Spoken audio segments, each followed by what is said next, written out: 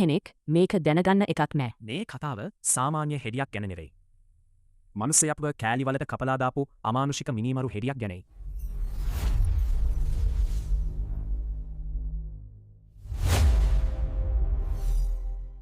ඔයාට ඉක්මනටම සනීප වෙයි. බය වෙන්න එපා. බැලූ බැල්මට ඇය ඉතාම කරුණාවන්ත රෝගීන්ට ආදරය කරන හෙදයක්. හැමෝම ඇයව ගොඩක් විශ්වාස කළා.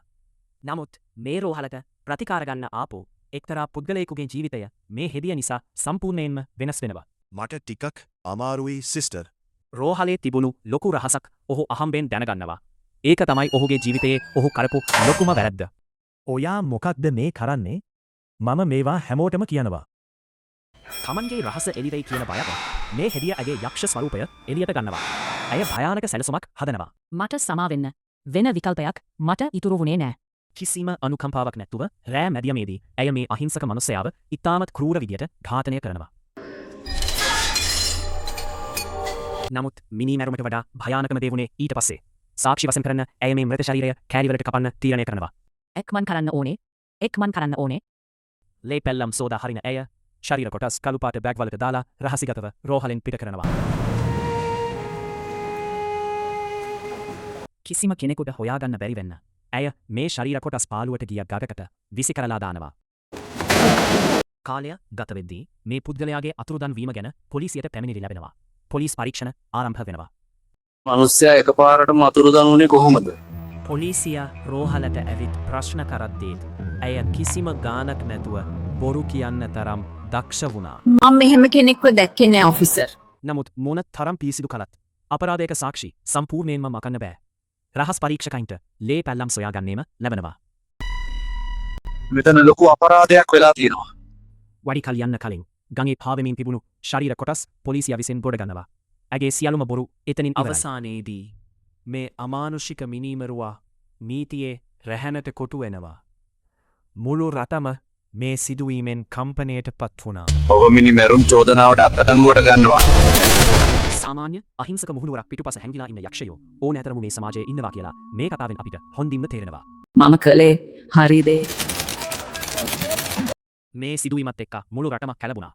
පුවත්පත් සහ රූපවාහිනී නාලිකා මේ අමානුෂික හෙදිය ගැන දිගින් දිගටම කතා කරන්න ගත්තා. පරීක්ෂණ දිගටම කරගෙන යද්දී රහස් පරීක්ෂකයින්ට ඇගේ අතීතය ගැන තවත් භයානක තොරතුරු කිහිපයක්ම හොයාගන්න ලැබෙනවා. මේක පළවෙනි පාර නෙවෙයි වගේ දක්නම. මීට පෙරත් රෝහලේ අභිරහස් විදියට මියගිය රෝගීන්ගේ මරණ පිටුපස හිටියේ මේ යක්ෂණියමද කියලා සැකයක් මතු වුණා. පොලිසිය කොතරම් ප්‍රශ්න කළත් ඈගෙන් කිසිම කම්පනයක් හෝ පසුතැවීමක් දකින්න ලැබුණේ නැහැ. ඈ හිටියේ ගල් පිළිමයක් වගේ. ඔය එහෙම කළේ. මට මුකුත් මතක නෑ. ඇය කිසිම දෙයක් පිළිගන්න සූදානම් වුණේ නෑ. ඒත් පොලිසිය ගාව ප්‍රමාණවත් තරම් සාක්ෂි එකතු වෙලා තිබුණා. කිසිම වරදක් නොකරපු අහිංසක පියෙකුගේ ජීවිතයෙන් නැතිවීමෙන් ඒ පවුලම මහපාරට නඩු විභාගය ආරම්භ වුණු දවසේ විශාල ජනකායක් උසාවිය වට කරගෙන ඇයට මරණ දඩුවම ඉල්ලා කෑගැසුවා. මාස ගණනාවක් පුරා ඇදුණු නඩු විභාගයේදී මේ මිනිමැරුමේ ඇට කිලිපොලා යන විස්තර එකින් එක එළියට ආවා. වෛද්‍ය වාර්තා සහ DNA පරීක්ෂණ වලින් ඔප්පු වුණා. ශරීරය කපන්න ඇය රෝහලේ තිබුණු ශල්‍ය උපකරණම පාවිච්චි කරලා තියෙනවා කියලා. මේ කැපුම් තුවාලවලට හේතුව මොකක්ද? ස්වාමීනි, මගේ සේවාදායිකාව ඇය මානසික රෝගියෙක් බව පෙන්නලා නඩුවෙන් ගැලවෙන්න හැදුවවත්. වෛද්‍යවරු තහවුරු කළා ඇය මේක කළේ හොඳ සිහියෙන් කියලා. අවසානයේදී මුළු රටම බලාගෙන හිටපු ඒ තීන්දුව ප්‍රකාශයට පත් කරන මොහොත උදා වුණා. සියලුම සාක්ෂි සලකා බැලීමෙන් පසු මේ කූර අපරාධයට ඇයට උපරිම දඩුවම නියම වුණා.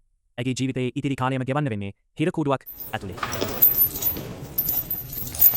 සුදු ඇඳුමක් ඇඳලා මිනිස්සුන්ගේ ජීවිත බේරගන්න ආපු අය අන්තිමට තමන්ගේම අත් දෙකෙන් මනුස්සයෙක්ගේ ජීවිතයක් විනාශ කළා. මේ සිදුවීමෙන් පස්සේ ඒ රෝහල ගැන තිබුණු විශ්වාසය මිනිස්සුන්ට නැතිවෙලා ගියා.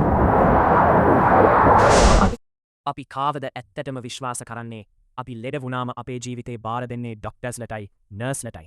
ඒත් ඒ අය අතරේත් මෙහෙම යක්ෂයෝ ඉන්න පුළුවන්. මිනිස් මනස කියන්නේ හරිම පුදුම දෙයක්. පිටින් කොච්චර අහිංසක පෙනුමක් තිබුණත් ඇතුලේ මොනවා තියෙනවද කියලා කාටවත් කියන්න බෑ.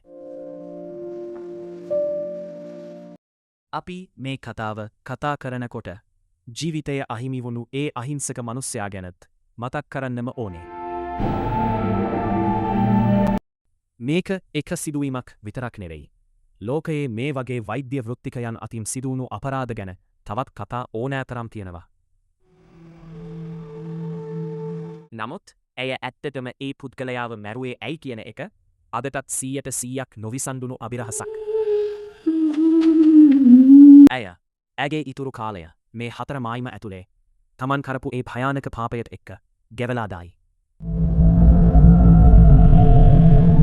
ඔබේ අදහස මොකක්ද? මේ වගේ අපරාධයක් කරපු කෙනෙකුට නීතියෙන් ලැබුණු දඩුවම ප්‍රමාණවත් කියලා ඔබ හිතනවාද? පහලින් කමෙන්ට් කරන්න. මේ වගේ තවත් අභිරහස් භයානක කතා දැනගන්න අපේ රැවිවිෂන් AI channel එක අනිවාර්යෙන් දැන්ම subscribe කරන්න. තවත් මෙවැනිම කතාවකින් ඉක්මනින් මුණ ගැහෙමු. හැමෝම පරිස්සමින් ඉන්න.